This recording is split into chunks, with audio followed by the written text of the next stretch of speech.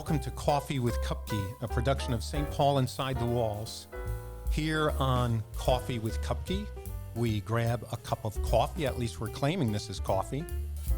We sit with Monsignor Raymond Kupke, the pastor of St. Anthony's in Hawthorne, professor at Immaculate Conception Seminary, diocesan archivist.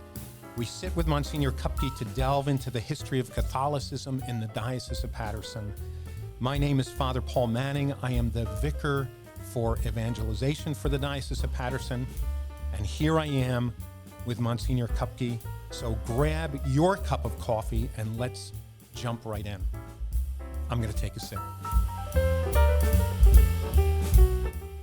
Welcome, Monsignor Kupke. Thank you, Father Paul. Happy New Year. Happy New Year to you. Joe just informed us that this is our 37th episode, 36 numbered episodes and one Christmas special. So the Christmas special, yes. Yeah. So we are moving today into chapter 9 of Living Stones, which is called The Winds of Change, 1963 to 1977. And we're going to meet Bishop Nava in this episode. And I was thinking we're at Bishop number 4, Yes. right? Bishop Sweeney is number 8. So we're Number 8. We're kind of at the halfway mark in some way. Yeah. And 1963 to 1977, I graduated high school in 1977. You're about 10 years behind me, ahead of me, I think. I graduated in 65. Okay, so this would have been... Our childhood. Yes. And you called it The Winds of Change, and I'm just curious as to why. Do you remember why you entitled this chapter The Winds of Change? I think I was drinking one night, and I named all 10 chapters in one shot. Oh. Sometimes I look at those chapters and say, where did I come up with that from? But this one, Nava represented a tremendous change in the diocese itself. He was unlike any bishop we had ever had. So that was a big change. Yeah. But also, this was the 60s. This is the council, the civil rights movement. The world is changing as well. Yeah, and you alluded to John the 23rd's opening the windows with Vatican II and letting the fresh air in. Well, it was also the winds of change. Yeah. How was he different than any other bishop we had? Up until Nava, all of our bishops had come from Newark. We had 3 auxiliary bishops of Newark in a row. So all 3 of them were well acquainted with the diocese. They knew the personnel. In many cases, they had taught in the seminary, the same men that they were now dealing with as priests, as pastors. And so, it was a very much keep on moving as is kind of thing. And then Nava came. Nava had, by his own admission, he only thought he had ever been in the diocese once on a train going through to somewhere else. Yeah. So he came in sight unseen. He was also coming in with experience very different from the previous bishops. Nava had been in charge of rural, what we would call today, junior clergy training in the Buffalo Diocese. So all the newly ordained priests were assigned to Nava personally for a year, and he would train them how to be a parish priest. And there was a missionary element to this almost like a home mission. We think of the Buffalo Diocese as urban and heavily Catholic, but in the southern part where it borders Pennsylvania is very rural and very non-Catholic. So these young priests would be assigned to Nava, and he would use them down there in that area for a year, giving them practical experience on how to preach, how to put together a parish bulletin, how to make announcements, just all the practical stuff that you'd never do. So based on that, he actually wrote a book called The Apostolic Parish. Yeah. So he was very into pastoral theology. Right. And writes this book called The Apostolic Parish, which was published by one of the big publishing houses. Yeah. Was it Benziger maybe? Or Sheeden Ward, one of them. Yeah. And in that book, he talks about the priest as called to be a missionary to all the people in his geographical parish. He did not buy into the notion of you are the pastor of the Catholics, you are the pastor of this territory, and in his mind, this meant all the souls. He was very far-sighted. There are terms today that we use that he would have been comfortable with, like evangelization. Yeah. Well, the canon law. That's enshrined in canon law that the pastor is the pastor of all the souls in his parish. Right, but most priests think of that's true. They're more. In his words, you're not the chaplain for the Catholics; you're the pastor for everybody. When I taught parish administration for the last number of years at the seminary and bring this point up, it's kind of eye opening. Yeah, that we're called to every soul in the parish. Right. Do we have a copy of the Apostolic Parish in the archives? We do. We keep it under lock and key. It's not very easy to come by. Yeah. Because I would just love to take a look at the table of contents and see what and how he was thinking. Yeah. Yeah. So maybe you can someday sneak me into the if archives. I can ever get back in the archives again. Well, now that they're here, if I can figure out how to get to them. I know where they are. So based on that book, he was made a bishop. But not in Buffalo. Okay. He was made a auxiliary bishop of Raleigh, North Carolina, which at that point encompassed the entire state of North Carolina. Wow. And so that's really missionary. And also had not yet begun its Catholic boom, which it's experiencing today. Yes. So he was sent to, I think, found actually a black parish. Our Lady of Consolation. Yeah. Right. Yeah. Right. He had great devotion to Our Lady of Consolation because his first pastor in Buffalo had been trained in Italy at the Convento della Consolazione. It was like a 19th century training center by St. Benedict Joseph Catalengo, one of the 19th century pastoral Italian saints. So a saint I never heard of. Right, exactly. So his first pastor knew this saint, had been trained at this place. So Nava had devotion. So both in Charlotte and then later in Wayne, he created Our Lady of Consolation. Right? So I've been to this parish in North Carolina. I was there one Sunday. Is it still an active black Catholic parish? Very much so, and very much in the southern, what Northern Catholics sometimes complain about Catholics in the South. It was, there was a praise and worship band up in the front. Yeah, lively. Very lively, loud, yes, lots of singing. Yeah. I just want to mention that Nava came from Buffalo. Right. And you said he was an accountant first. Yes. And loved statistics. Yes. So you and he are cut from the same cloth. We have something in common, right?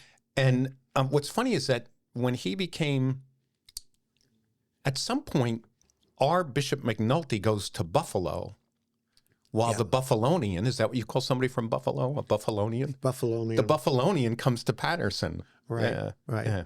Interesting. Actually, they replaced each other.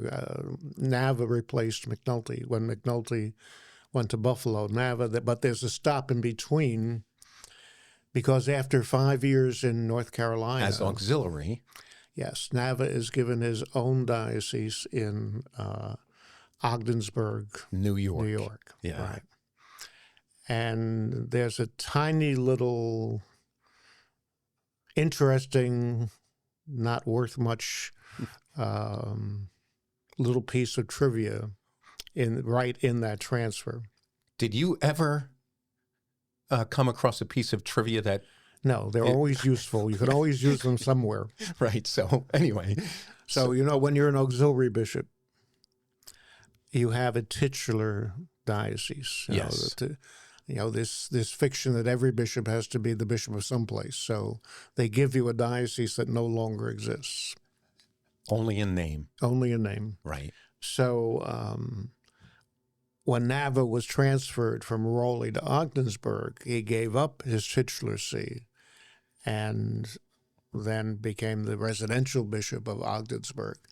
But the next person to get the titular see that he gave up was the new auxiliary bishop of Krakow, Poland, Karol Wojtyła. Yeah, the future John Paul II. Right. Yeah. Right. So we have a little connection there to John Paul. John Paul. So he goes to Ogdensburg, which is the rural diocese covering the whole upstate of New York, and he drove them crazy up there for a couple of years. Well, he was a builder physically, yes, as well as spiritually, and you listed all of these building projects that he embarked on for this small diocese. He was a firm believer in Catholic education. Oh, yeah.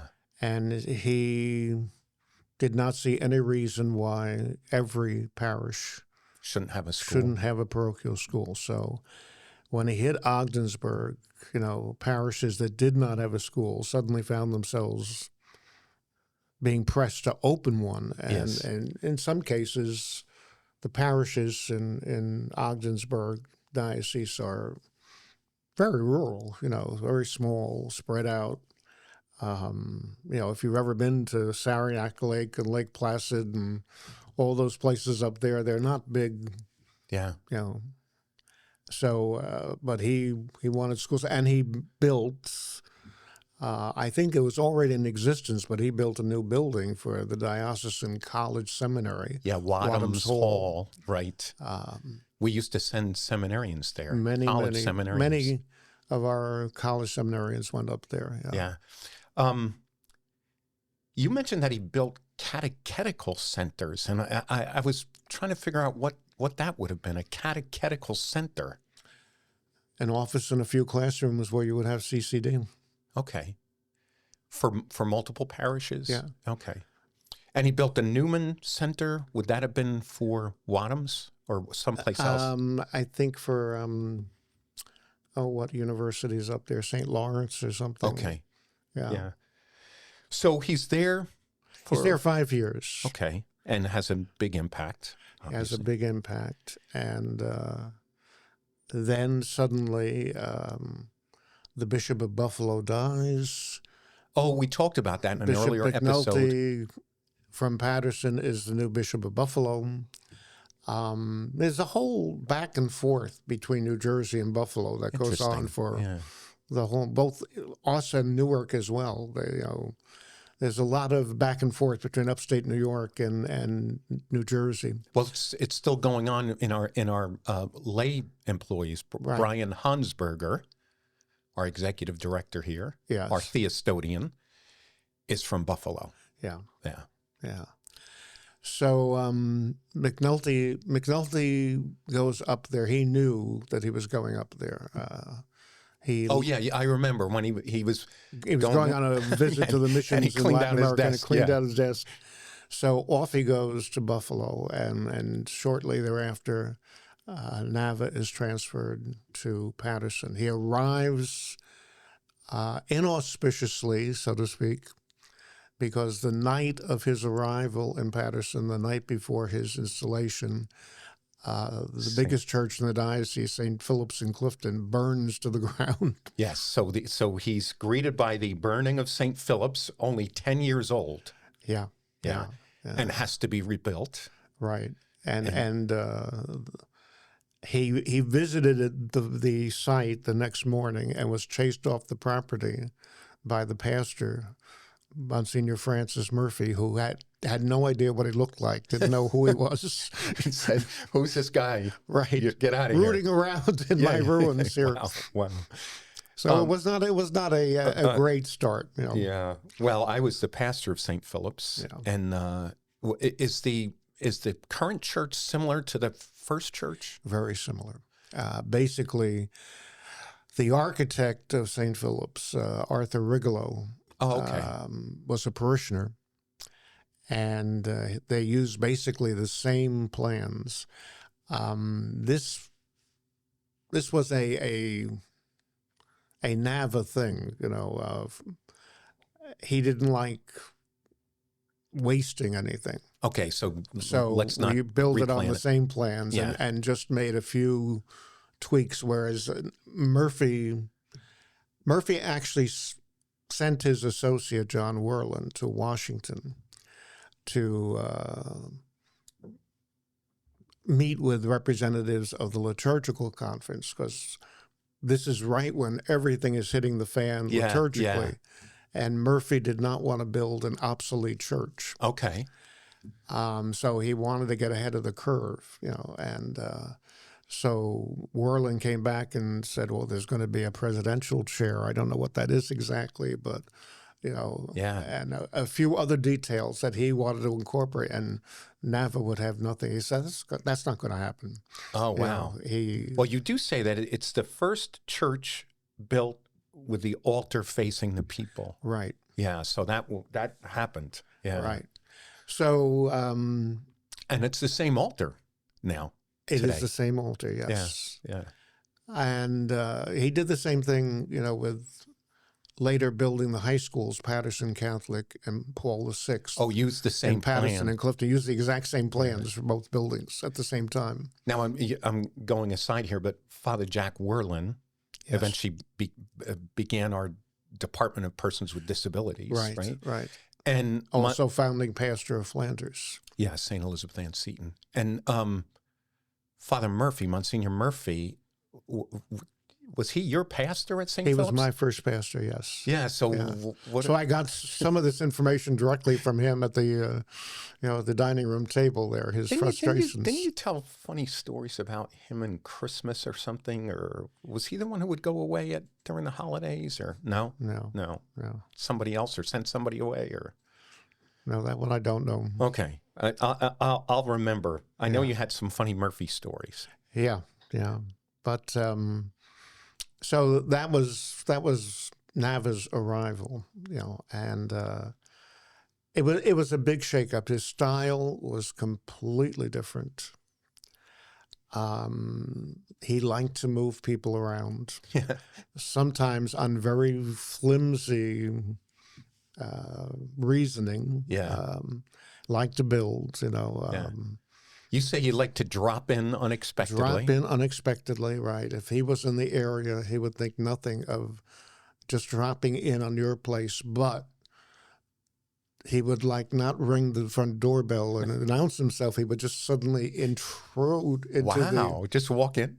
Right. He did that when I was a senior at Mars Catholic. He walked in one day, and the main office had no idea he was there. He was in the cafeteria having lunch with the students. Wow. And they had no idea he was in the building. And was he personable, where he could sit down? Absolutely. Yeah. And he was only the bishop. He was delightful.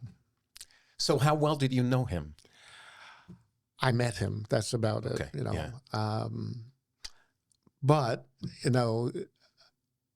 he was only bishop a very short time. Yeah, a little over 2 years, was it? Yes, a little over 2 years. If he had been bishop longer, we would have more schools to close. Okay. To this day, I don't know how Mountain Lakes got away without building a school under him. Interesting. Yeah. But that's a classic point, a case in point. Joe Glynn, Father Joseph Glynn, was the pastor of Mountain Lakes. And Nava, without speaking to him, moved him and made him pastor of Our Lady of Lourdes in Paterson. Okay. On the strength of the fact that he had heard that Glynn spoke Spanish. And was that true? No. Oh. No, he could read Spanish. He liked to read foreign languages, but he could not speak it at all. So big to-do, followed, and then Glenn nearly had a nervous breakdown, and eventually, and Nava was gracious. He put him back in Mountain Lakes. Oh, okay, wow. And he reversed the decision, and told the one that he had put in Mountain Lakes, I'll give you the next open spot. But who was the guy who had to go to Mountain Lakes and then leave? Eventually, he wound up in Mount Arlington. Not Winters. No, way before that. Okay, yeah. But he did the same thing. I'm taxing his brain right now. Yeah. He did the same thing to Father Joe Cassidy on the strength of the fact that he was mispronouncing or misspelling Cassidy's name. He decided Cassidy was Hungarian. Oh my gosh. How do you spell Cassidy as a Hungarian? Cazaday. Oh, Cassidy. wow. So on the strength of that, he made him a parochial vicar in St. Stephen's of Passaic, which Joe loved for like 8 years. Oh, goodness. But that was that was a Nava approach to things, Well, you said in the book that Guy spoke about his tenure as a time when they never really unpacked their bags. No, you never knew. Because they could move. They could move at very a moment's quickly. notice. They also had an early warning radar system. Like if he dropped in on your place, you had to like quickly call all your neighbors and tell them that he was in the neighborhood. Yeah, the eagle has landed. Yeah. Emil Sushan, who was pastor in Sacred Heart in Rockaway, Yes. Told Musician. the story that he was saying Sunday Mass one Sunday. Emil Sushan is the guy who presided at Mass and also played the organ at the same time. Right. Anyway, so... Right. And this was still, facing the wall, Okay. and it came time for communion, and suddenly Nava was next to him to help him give out communion. They had no idea that Nava was in the building. Wow. Well, next time we get together, we're going to continue talking about this very impactful whirlwind of a Bishop Nava, and hopefully finish his tenure here with us in Paterson.